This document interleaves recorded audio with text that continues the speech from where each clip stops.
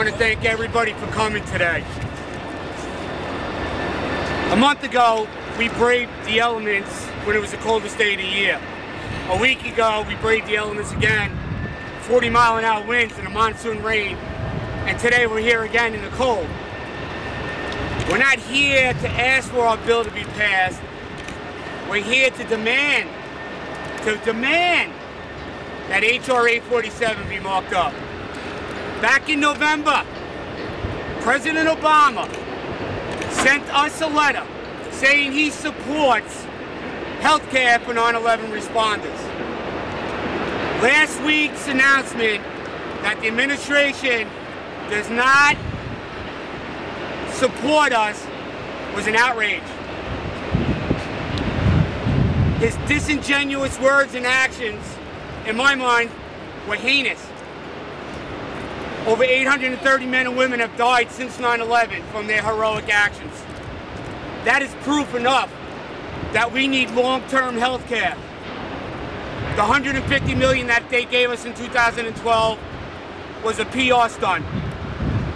What's going to happen in 2013? But what's going to happen when we have a new president? We need H.R. 847 passed in 2010 so these men and women can get help, so they can get adequate help, so they can get health care for the next 30 years. We're talking $11 billion over 30 years. This administration has spent over $1 trillion in its first year.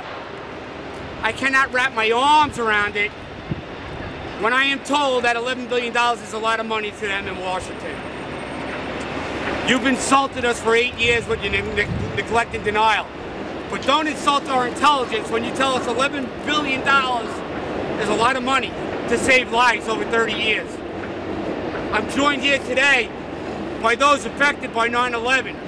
9/11 responders, people from the lower Manhattan in the community, to come together, to unite, to let the administration know that we're not going to stand it no more.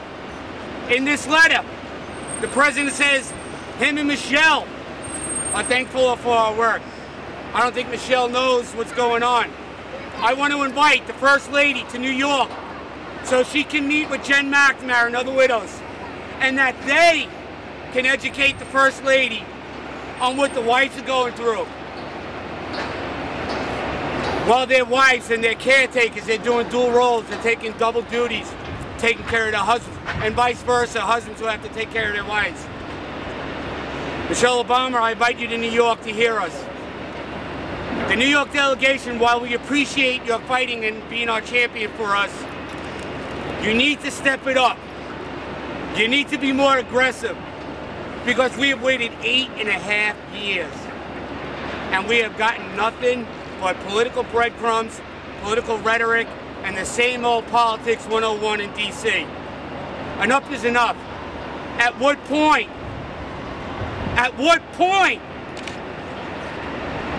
do you put anything in front of human life? Cash for clunkers, bailouts.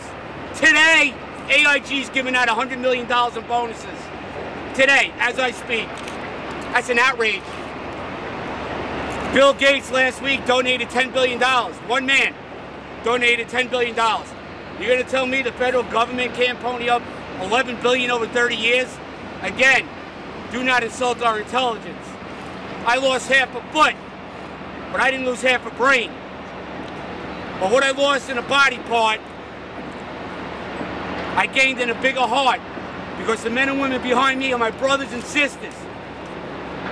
Come April 1st, if this bill does not get marked up, we will walk from ground zero to Washington, D.C. 240 miles. We will walk, and we will embarrass those in D.C. And it will probably wind up embarrassing every elected official in every state that we walk through. I'm done playing with congressmen and senators. This message is to the president. Do what is morally right. On his campaign trail, he said he would sign this bill if it made to his desk. He said it. It's on record.